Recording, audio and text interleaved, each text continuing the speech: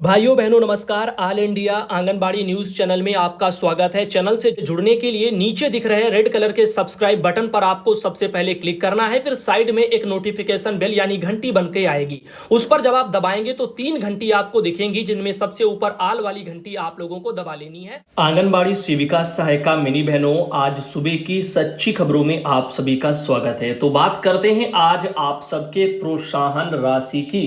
तो वो आपके ब्लॉकों में ज्यादातर तैयार होने लग गई है। पिछले 1 महीने से आपको इसके बारे में जानकारी कई बार दी जा चुकी है। कई बहनों ने कहा कि उनके ब्लॉकों में जो पीएलआई यानी प्रोत्साहन राशि है वो बननी शुरू हो गई है और लिस्ट आने लग गई है। उनमें किसी किसी के नाम आए हैं, किसी किसी के नहीं आए हैं। तो आइए देखते हैं। ऐसे ही उर्मिला बहन हैं जो सोनभद्र जिले से आती हैं, उन्होंने भी अपने वहां जारी एक लिस्ट भेजी है, जिसके आधार पर उन्होंने कहा भी है कि भैया जी हमारी मम्मी दरअसल सहायिका हैं और मिनी का उनके पास चार्ज भी वो चलाती हैं। जुलाई माह के प्रोत्साहन राशि के लिस्ट में नाम है, बताइए प्रोत्साहन राशि मिलेगा कि नहीं। तो अगर नाम है लिस्ट में तो आपको भी मिलना चाहिए। अब मिलेगा कि नहीं मिलेगा वो तो जब पड़ेगा तभी मालूम होगा। अगर लिस्ट में नाम आया है तो फर्जी में नाम तो आएगा नहीं, अब नाम है तो बिल्कुल मिलेगा। अब लिखा है पोषण ट्रैकर पर पूरा काम भी करती हैं और इसको भी चैनल पर दिखाइएगा। सोनभद्र जिले से हैं, तो बहुत बहुत स्वागत है। आइए देखते हैं, आपको भी दिखाते हैं किस तरीके की लिस्ट है। तो ये आप देख सकते हैं यहां पर जो आपका महीना है जुलाई, कौन सा महीना, जुलाई, यानी कि पिछला महीना, पिछले महीने उनके वहां ब्लॉक में जो भी योग्य हैं आंगनबाड़ी बहनें प्रोत्साहन राशि की, उसी का ये पूरा लेटर है। अब देखो टोटल आंगनबाड़ी परफॉर्मेंस इंसेंटिव, अब यहां पर रिपोर्ट ये देखो रिप्रेजेंट की गई है, जिसमें आप देख सकते हैं शर्तें जो थी दोनों वाली वो ये हो गई। ठीक ऐसे करके इनके आधार पर चीजें यहां पर कैलकुलेट की गई हैं, जिनमें आंगनबाड़ी सेंटरों के नाम हैं और सामने आप देखिएगा यहां पर 31 जुलाई 2022 1 से लेकर के 31 जुलाई यानी पूरे जुलाई महीने का जो भी काम जैसा रहा शर्तों के अकॉर्डिंग, उन सबका यहां पर जो है सामने एक एक लिखा हुआ है, डेटा आया है। तो ऐसे करके कि लिस्ट आई है जो कि किसकी है, प्रोत्साहन राशि की है, इंसेंटिव की है। अब जल्दी मैंने कहा था पिछली बार कि जो है उम्मीद की जा रही है, प्रयास भी तेजी से हो रहे हैं कि आपका प्रोत्साहन भी आपके हाथों में आने लग जाए। अब वो चीजें अब आप देख रहे हैं धीरे धीरे करके आपके ब्लॉकों में लिस्ट के माध्यम से दिखना शुरू हो गई हैं। वहीं पर बात करते हैं उमंग ऐप की। काफी लोग पूछते हैं मानदेय कैसे चेक किया जाता है कि उसमें लगा होता है यानी अंडर प्रोसेसिंग में लगा हुआ है। तो ये एक ऐप है उमंग, इस तरह का लोगो होता है और आपने जो है गूगल प्ले स्टोर में आप जाइए और इसको इंस्टॉल कर लीजिए और फिर अपना रजिस्टर कर लेना, नंबर सब डाल करके, और फिर चेक करना पीएफएमएस वाले वित्त पोर्शन में जाना, वित्त के बाद फिर जाना पीएफएमएस में और वो आपको मिल जाएगा, वहां से कर सकते हैं। ना समझ में आए तो चैनल पर पड़े वीडियो को ढूंढिए, बहुत पहले हमने बताया है कई महीना पहले, तो आप उन वीडियो को ढूंढिए और देखिए। अब इधर बात करते हैं यहां पर अगली कुछ जानकारियों की। अब देखो यहां पर आपके मानदेय को लेकर के अब ज्यादा सख्ती बरती जा रही है, यानी कहने का मतलब है मानदेय का आपका जो भुगतान है वो शीघ्र अति शीघ्र हो जाए, इसके लिए तेजी से प्रयास हो रहे हैं। क्योंकि आपको पता है उत्तर प्रदेश में निदेशालय से एक लेटर जारी हो चुका था जिसमें कहा गया था 3 दिन के अंदर समस्त बकाया का भुगतान करें, लेकिन दुख की बात यह है कि समस्त बकाया का भुगतान नहीं हुआ। अभी पिछले महीने जुलाई महीने का पैसा बहनों के हाथों में नहीं पहुंचा। 3 दिन बोले गए थे और यहां पर धीरे धीरे करके 13 दिन हो जाएंगे, लेकिन मानदेय समय पर लगता है नहीं पहुंचेगा। 9 तारीख हो चुकी है, अब जुलाई का नहीं लगेगा तो फिर कैसे बहनें रक्षाबंधन के पहले उसे पा पाएंगी। तो रक्षाबंधन के और अभी इस महीने छुट्टियां भी बहुत हैं, तो ऐसे में जो है यहां पर फिर दिक्कतों का सामना उनको करना पड़ेगा। अब जिला कार्यक्रम अधिकारी जो सुल्तानपुर के हैं, उन्होंने यहां पर ये एक लेटर अपने वहां समस्त परियोजना जो अधिकारी हैं बाल विकास के उन सबको भेजा है। अब दुख की बात यही है कि त्योहार का जिक्र किया गया था आदेश में कि तमाम त्योहार हैं इस जो है महीने और इनका समस्त बकाया का भुगतान किया जाए, लेकिन ऐसे नियमों की अवहेलना जिलों के अधिकारियों ने जो है कर दी है, मानदेय अभी भी नहीं पहुंचा पाए हैं। तो अभी आप देख रहे हैं यहां पर लिखा है प्रायः देखा जा रहा है कि आंगनबाड़ी मिनी और सहायिका के मानदेय के भुगतान के संबंध में स्वयं अथवा उनके अभिभावक अभिभावकों के द्वारा उनको मानदेय भुगतान न होने की समस्या की शिकायतें अधो हस्ताक्षरी कार्यालय को प्राप्त होती रही हैं। इस संबंध में माननीय जनप्रतिनिधि के फोन भी आते हैं। इस संबंध में अधिकतर मामले जन्मतिथि तृतीयपूर्ण होने के होते हैं, जिसके कारण 62 वर्ष पूर्ण होने पर स्वतः मानदेय रुक जाता है, जिससे आंगनबाड़ी मिनी और सहायिका को आर्थिक नुकसान होता है तथा जनपद में विभाग की छवि भी धूमिल होती है। तो भाई ऐसा क्यों है, इसको सुधारिए। इसमें क्या कोई महीने लगेंगे या साल साल लग जाएंगे? जन्म तिथि ही तो सुधारनी है, तो जन्म तिथि लीजिए, उसको सुधारिए, इसमें थोड़ी टाइम लगना चाहिए। अब ये टाइम लगता है तो ये लापरवाही कही जाएगी। अब आगे लिखा हुआ है, उक्त के संबंध में अधो हस्ताक्षरी कार्यालय के द्वारा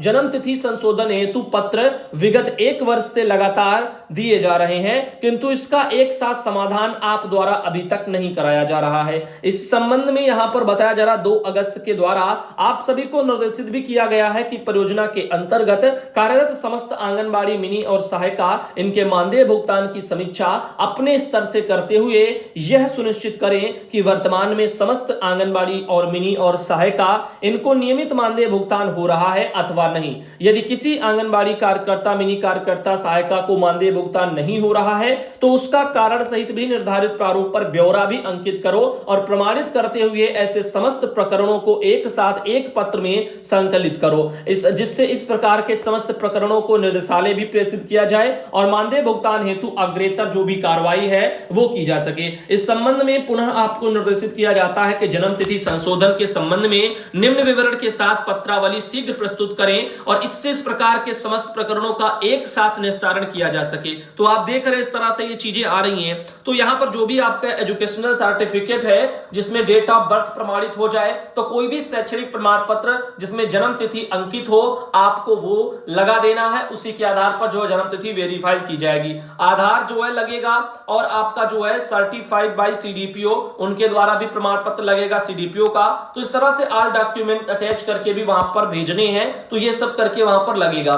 तो ठीक है, इस तरह से तो ये यहां पर चीजें आपकी चल रही है। सुल्तानपुर में इसरावती बहन है, सुल्तानपुर से उन्होंने जानकारी भेजी थी, तो कम से कम सुल्तानपुर में जोर शोर दिख रहा है इस मैटर पर।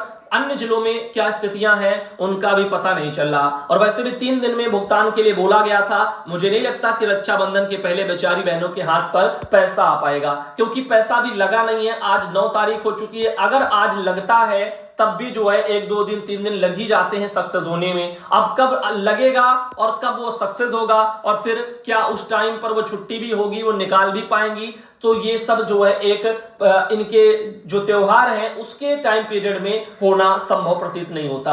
अब ऐसे देखिए, शिववती बहन है, सीतापुर से आती हैं। अब इनके वहां पर सेंटर में कुछ जो है यहाँ पर ये आप देख रहे हैं पटरे जैसे ये पड़े हुए हैं। अब इस पटरे में सांप है, ऐसा बहन का कहना है। तो आप सब जो है यहाँ पर ध्यान रखें। इन्होंने कहा है थोड़ा सामान आज भैया जी इस कोने से दूसरे कोने में रखे हैं, अब इन पत्रों में सांप है, ऐसा उन्होंने कहा है। तो आप सब जो भी हैं, और ये कोई इनका सामान नहीं है, स्कूल वाले टीचर का है, अब वो हटवा नहीं रहे हैं, ऐसा इनका कहना है। पटरे वटरे सब रखे हैं। बताओ, छोटे छोटे नन्हे मुन्ने बच्चे आंगनबाड़ी केंद्र में बैठते हैं और जो भी जो है यहाँ पर मटेरियल है बेकार का उसको वहां पर जमा किए हैं, बच्चे वहां आते हैं। अब आप बताओ, ऐसे चीजें सब धरी रहेंगे कबाड़ वाला, तो ऐसे में जो है सांप और जो भी हैं कीड़े वो सब बैठेंगे। बरसाती सीजन चल रहा है, अब बच्चों के साथ भी जोखिम वाला काम हो सकता है। तो मेरी सलाह यही है हर एक आंगनबाड़ी कार्यकर्ता कि आपके सेंटर पर अगर कहीं ऐसा बेकार का मलबा कुछ भी धरा हुआ है जो काफी लंबे समय से जमा है, तो प्लीज उसको हटवाएं, कहीं और शिफ्ट करवाएं,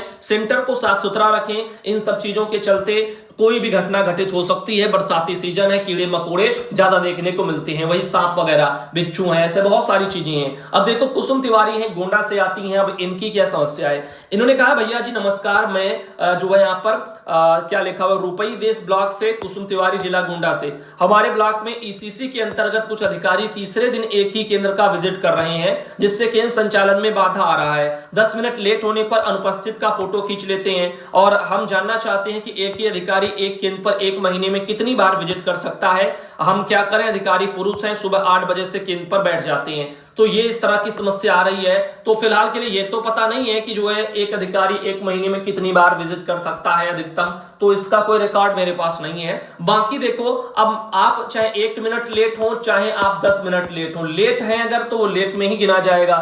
अब ठीक है, अगर वो अधिकारी 8 बजे आकर के बैठ सकता है कहीं और से आपके सेंटर पर, तो फिर आप जो है अपने गांव में ही रह करके अपने ही सेंटर पर फिर समय से क्यों नहीं पहुंच सकती। तो एक तो समस्या आपके सामने ये खुद की बनी रहेगी। दूसरी बात ये है कि यहां पर जो है पुरुष है तो दिक्कत वाली बात तो है, लेकिन फिर भी एक जो बार बार इतनी जल्दी जल्दी निरीक्षण का कोई वो नहीं बनता, लेकिन फिर भी ये बन आ रहे हैं तो ये गलत है। और वैसे भी जो है वो अपने विभाग को भी सूचित करें कि वो कैसे आ रहे हैं, क्यों आ रहे हैं। अब ईसीसी वाले के अंतर्गत ये हैं, तो फिलहाल के लिए अब जो भी हो तो अपने विभाग से भी सलाह ले ले तो ज्यादा बेटर रहेगा। ललिता देवी आती है फतेहपुर से और उन्होंने अपने वहां देखो ये एक मैटर भेजा। भैया जी नमस्ते, बीए में मैंने स्कूल जो है सोशल साइंस नहीं किया, यानी इन्होंने लिखा भैया जी नमस्ते, बीए में मैंने सोशल साइंस नहीं लिया था, क्या इस वर्ष पेट का पेपर दे सकती हूं। तो ये देखो बताओ, ऐसे ऐसे सवाल फतेहपुर से हैं। अब बीए में आपने सोशल साइंस लिया हो या ना लिया हो, इंटर में आपने कुछ भी लिया हो या ना लिया हो, तो इससे फर्क नहीं पड़ता। आप कोई सुपरवाइजर का नहीं डाल रही है, आप पेट का डाल रही है। तो पेट और सुपरवाइजर दोनों अलग अलग है, ध्यान दीजिए। पेट एक प्रारंभिक अर्हता परीक्षा है जिसके आधार पर ही सुपरवाइजर के फॉर्म पढ़ते हैं। अगर ये दोगी तभी उसमें डालने को मिलेगा। अब पेट आप डालना चाहती हैं तो पेट में ये सोशल साइंस और ये ग्रेजुएशन इससे कोई लेना देना नहीं। 10वीं भी अगर आप पास हैं तब भी आप जो है पेट का फॉर्म भर सकती हैं। साफ सुथरी चीजें सैकड़ों बार बता चुके हैं, फिर भी लोग ऐसे ऐसे सवाल करते हैं जो यही दर्शाते हैं कि खबरें ये नहीं देखते हैं। तो अब इनको यही सलाह है कि आप फॉर्म डाल सकती हैं, कोई टेंशन की बात नहीं। आप 10वीं तक पास हैं फिर भी पेट का फॉर्म पड़ जाएगा। सुपरवाइजर के लिए ग्रेजुएशन होना जरूरी है और उसमें सब्जेक्ट होने जो भी बताए गए वो होने जरूरी है, ना कि जो है पेट में। तो ध्यान देना। अब देखो ये है राजकुमारी सोनभद्र से आती हैं। इनका सवाल है कि नमस्ते भैया जी, पीईटी का पेपर 2021 में दी हूं, 30-15 जो भी है वो नंबर आए हैं, 30-15 नंबर है। बताओ, इनको खुद ही कंफर्म नहीं है 30 या 15 क्या नंबर आए हैं। भैया मैं ना इंटर की हूं ना बीए, सुपरवाइजर का फॉर्म नहीं डाल सकती हूं, बताने की कृपा करें। बताओ, ना तो इंटर पढ़ी है, 12वीं तक नहीं पढ़ी है, ग्रेजुएशन तो छोड़ दीजिए, और ग्रेजुएशन में सब्जेक्ट भी जब यहां पर लिए जाते हैं वो भी छोड़ दीजिए। 12वीं तक नहीं पास है और फिर भी ये कह रही है क्या मैं सुपरवाइजर का फॉर्म डाल सकती हूं। भाई कैसे डाल लेंगी, सुपरवाइजर की नौकरी है ये, कोई आपका जो है ग्रुप डी वाली नौकरी नहीं है। तो यहां पर ध्यान देना।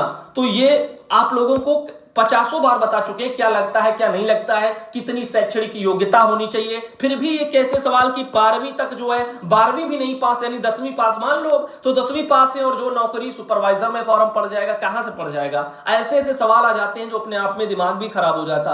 राजमती है सीतापुर से आती है। इनका देखो क्या समस्या। इन्होंने कहा सुधांशु भाई नमस्ते, मेरी लड़की गृह विज्ञान से इंटर पास है और पिछले साल पेट का पेपर दिया था, तो क्या वो सुपरवाइजर में फॉर्म डाल सकती है। बताओ, इंटर पास है खाली, जबकि आंगनबाड़ी से प्रमोशन तो 10वीं पास बताए जा रहे हैं, तो इसमें इंटर पास ले लेना चाहिए। यानी सब कोई अपना अपना ज्ञान और अपने अपने ज्ञान के आधार पर अपने अपने नए नए नियम भी तराशता है कि इसमें तो उतना होता है तो इसमें तो इतना ले लेना चाहिए। अरे आप डिसाइड थोड़ी करेंगे, हम डिसाइड थोड़ी करेंगे, आयोग डिसाइड करता है कि उसको कितनी शैक्षणिक योग्यता चाहिए, क्या चाहिए, तो वो आप जो है वो करेंगे, ना कि आप कि जो है आंगनबाड़ी के प्रमोशन में तो जो है यहां पर ये कह रही है कि जो है 10वीं ले लेते हैं तो यहां पर जो इंटर ले लेंगे। तो आंगनबाड़ी के प्रमोशन में 10वीं ले लेते हैं, क्या 10वीं वालों का प्रमोशन हो भी पा रहा है इस समय। आप सोचिए, इससे बड़े बड़े पढ़ने वाले पढ़े हुए हैं ग्रेजुएशन वाले, अब यहां पर खाली इंटर के आधार पर आप जो वो भी ये कोई प्रमोशन नहीं है,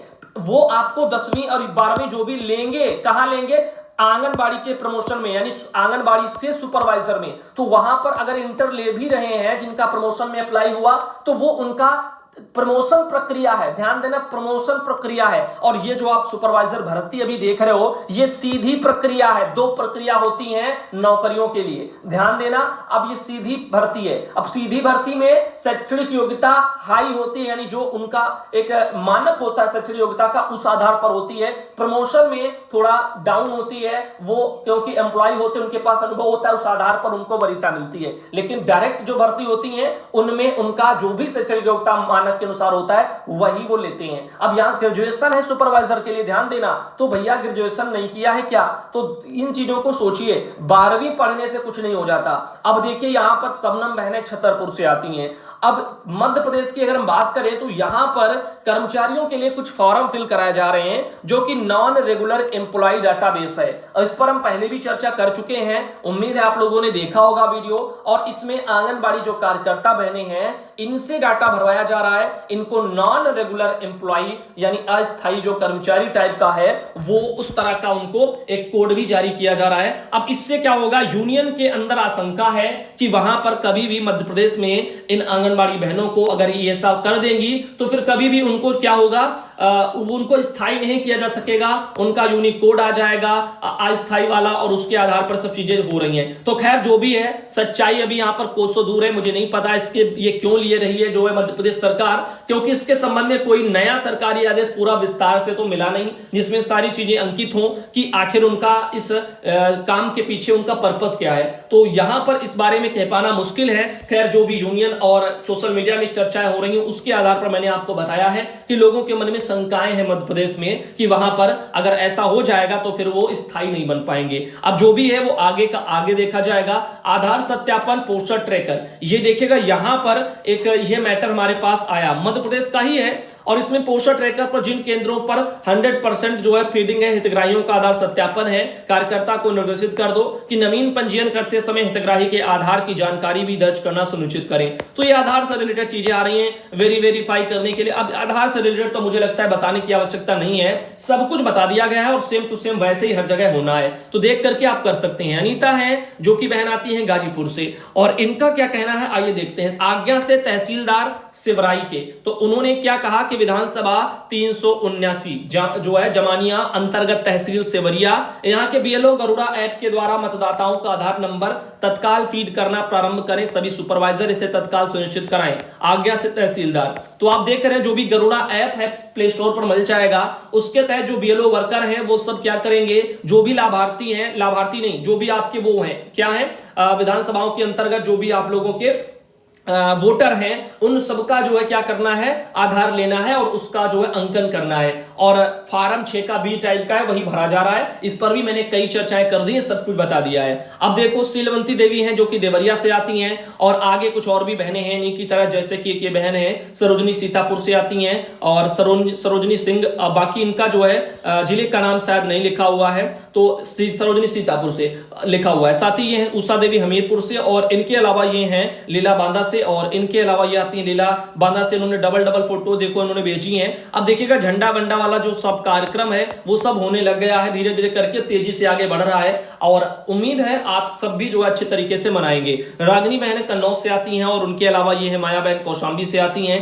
यहां पर भी आप देखिएगा झंडे को लेकर के रैलियां टाइप की और सब ये सब निकाली जा रही हैं। और साथ ही साथ ये है सुषमा कश्यप बहन मैनपुरी से आती हैं। इन्होंने कहा है कि मैं बहुत पहले से जुड़ी हूं चैनल से, और उसके अलावा सीएमओ सर की उपस्थिति में टेढ़े मेढ़े पैर के जो लाभार्थी वाले बच्चे हैं, लखनऊ से आई टीम, उनके द्वारा प्लास्टर वास्टर सब कराया गया है, तो बहुत अच्छी बात है। तो आइए देखते हैं दो तस्वीरें वहीं से। एक तो ये बच्चे की तस्वीर आप देख सकते हो, इसका प्लास्टर करवाया गया, और वहीं पर आप ये देखिएगा जो भी लखनऊ से टीम आई वहां से उनकी फोटो। साथ ही साथ ये हैं पूनम तिवारी उन्नाव से बहन आती हैं, उनके द्वारा के फोटो भेजी गई। और ये हैं विजयलक्ष्मी हरदोई से आती हैं, ये है सुजाता संभल से आती हैं, और इनके अलावा सुधा बहन सिद्धार्थनगर से आती हैं, और लास्ट में ये है मधु बहन जो फतेहपुर से आती हैं। आज का वीडियो यहीं तक रखते हैं। बाकी ये कहना चाहूंगा जो भी बहनें अपने सेंटर के पढ़ाई वाले वीडियो बनाकर भेजती हैं वो कृपया कैमरे को कम से कम ज्यादा हिलाएं ना, एक ही जगह पे रखें ढंग से, और फिर रिकॉर्ड करें, और फ्रेम एक जैसा होना चाहिए, यानी ये लंबाई में होना चाहिए, ना कि खड़ा